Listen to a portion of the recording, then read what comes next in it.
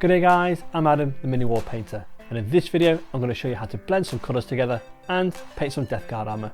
I'll catch you after the intro.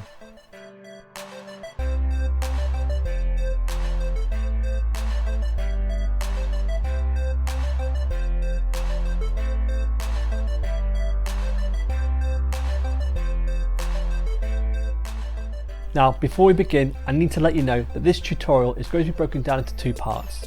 The first part, which is this video, is going to be covering how to paint the Deathguard colour scheme to the armour, and in part 2, which is the next video, is going to cover the weathering, and this is going to involve a rusty corroded effect.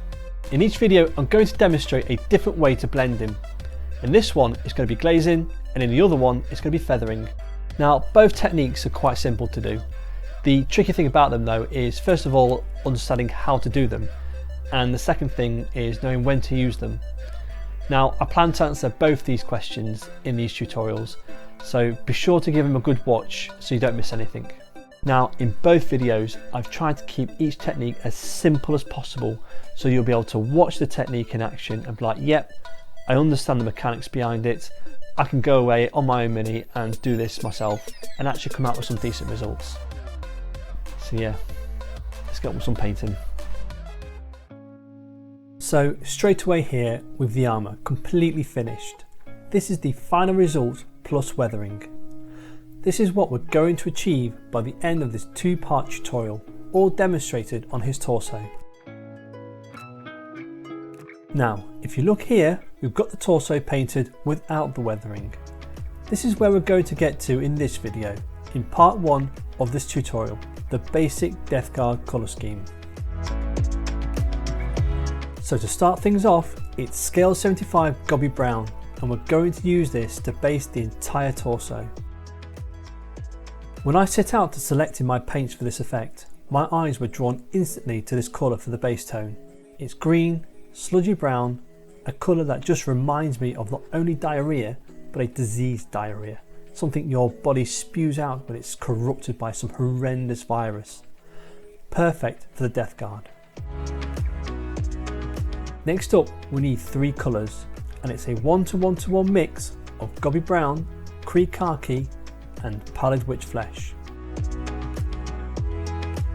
Don't be put off by this exotic combination of colour. I promise there's logic towards it all, to which I'll explain better later. That said, we're going to use this mixture to block in where we want our highlights to develop. So predominantly at the top of his huge belly plate, bottom of his groin guard, on top of his collar, and layered on and around the small components just above his stomach, leaving Gobby Brown in the recess, for now.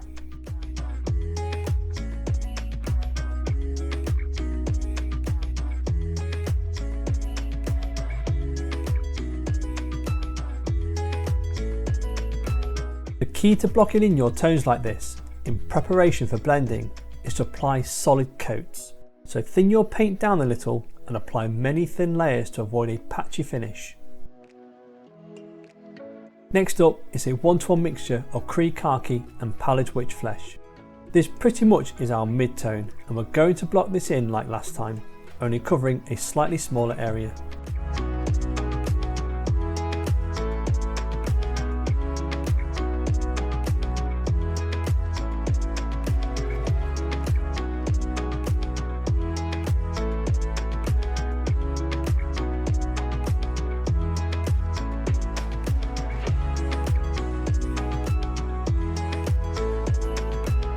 You can see now what a big jump it'd be if we'd gone straight from Gobby Brown through to this mid-tone, without that previous semi-mid-tone blocked in first. This is going to make blending so much easier. Okay, so now it's time to do some glazing. To that end, we're going to create a couple more mixtures on our palette that sit between the tones that we've blocked in on the model already. Then when we come to apply these tones, we need to turn them into a glaze consistency. To do this, we need to thin them down with the right amount of water. Somewhere between a wash consistency and that consistency that we're all used to when just layering colour on our models. We need enough moisture in the paint so that when we come to apply it to the model, we just tint the surface. Yet we need enough pigment still so that we can control the paint as it flows off the brush. Now, finding this perfect state takes practice and patience. But when you find it, when you get that perfect consistency, you'll be overwhelmed and you'll be thinking to yourself, I can actually do this. I can actually glaze. I can blend my colours together. Oh, come on. But to burst your bubble, this new discovered initiative, this understanding to the perfect consistency will betray you. It will leave you cold, hollow and empty. You will second guess every brush stroke, and the feeling to get in that perfect consistency again will feel like it will never come back. It will happen. It does happen. It still happens.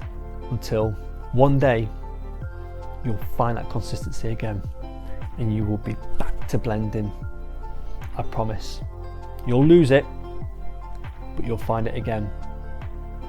You'll find it again. Now, you'll cycle through this state of mind countlessly. I'm still waiting for my next episode. But don't give up. Don't give up, ever. Keep at it, and I promise, over time, you'll be able to blend your colours whenever you want, however you want, with whatever you want. Now, let's get back to it. So I'll remind you, we're now going to create a tone that sits in between our Creed Khaki and Pallid Witch Flesh 1:1 mixture, and our Creed Khaki, Pallid Witch Flesh and Gobby Brown 1:1:1 mixture. And as I said before, we're going to turn this into a glaze consistency, which we can sample on the back of our thumbnail, looking for it to just tint the surface.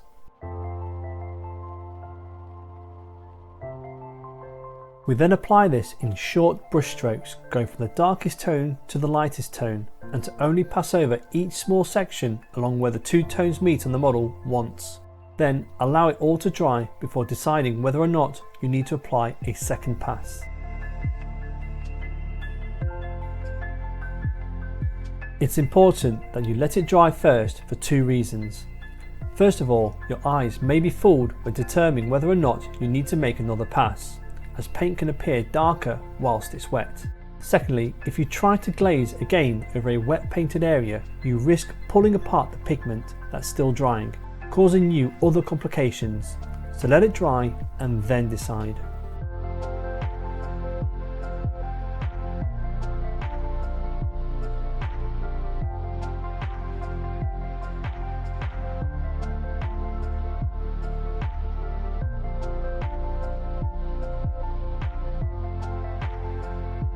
And there you go. After just a couple of passes with our glaze consistency, you can blatantly see a broad difference between our brightest tone we blocked in and the centre tone we blocked in too. It's just a case now of repeating this process with the next tone down by mixing some of the Khaki Creed, Pallid Witch Flesh and Gobby Brown mixture into our puddle of pure Gobby Brown.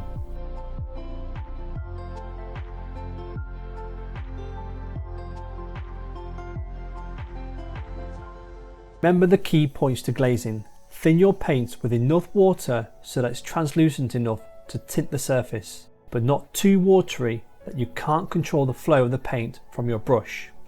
Apply each glaze from the darkest tone on the model up towards the lightest tone, and remember to always allow for one glaze to dry before applying the next.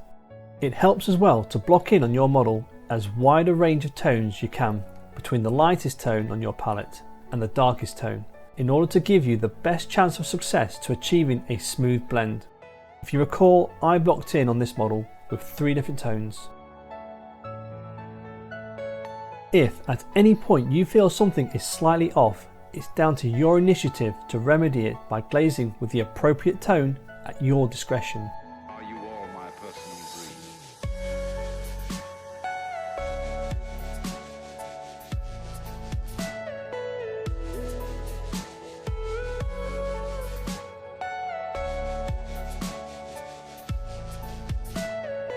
Everything you know is in your mind.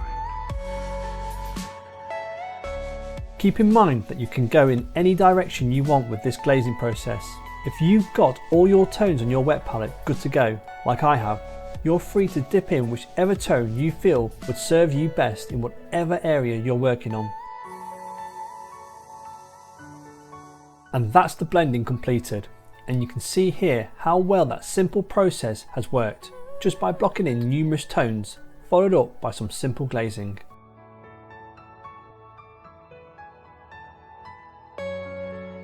Next up, we're going back to that 1-to-1 mixture of Kree khaki and pallid witch flesh, and we're going to use this with a very withered paintbrush to apply some delicate lines of texture to the armour. To do this, we're going to start the scratches in the darker tones and lead them towards the highlights. Doing this will create this faded effect with the scratches, ensuring they don't appear harsh or out of place.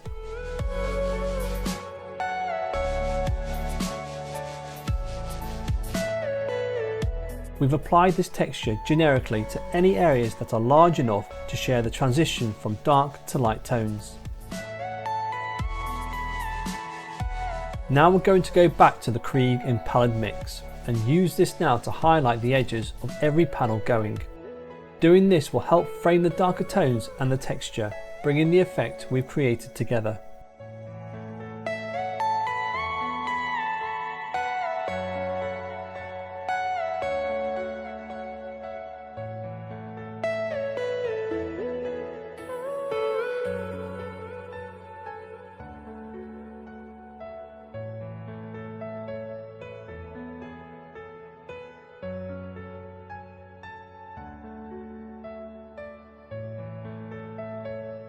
With that done, we're going to take a look now at how else we can use the glazing technique. With pure pallid witch flesh, we're going to thin this down enough with water so that we're back to that ideal glaze consistency. With this, instead of looking to blend two tones together, we're going to alter some parts of the lighter areas by tinting them with this warm white. This is going to guide us away from the greeny tinge we have at the moment and transform the armour slightly white. After all, I wanted this armour to finish white, but I didn't want it to go from that dark sludgy brown to this warm off-white tone, just like that. I wanted the armour to have an aura of green hue to it, which is why I threw in Kree khaki into the mix.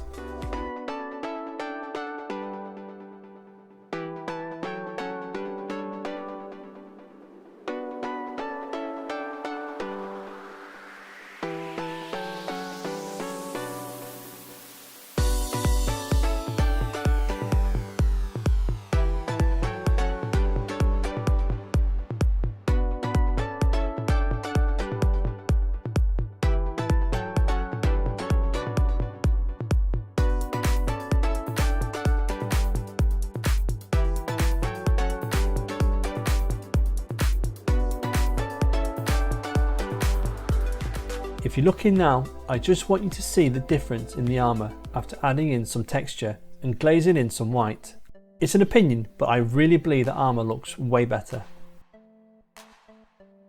The point I'm trying to make there is that blending is only the beginning. It's really cool to be able to just spread out a wide range of colour smoothly and consistently, but it doesn't have to end there. There's so much more you can build upon on your models to make them far more impressive to look at.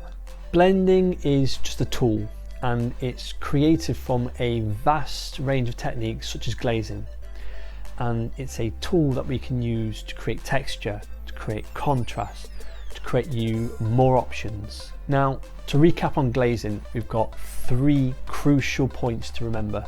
Number 1, thin your paints down enough so that you've got a consistency that will just tint the surface, but you can still control as it flows off your brush. The second point is when you're glazing over 2 tones on a model, 9 times out of 10 you should start from the darkest tone on the model and glaze towards the lightest tone.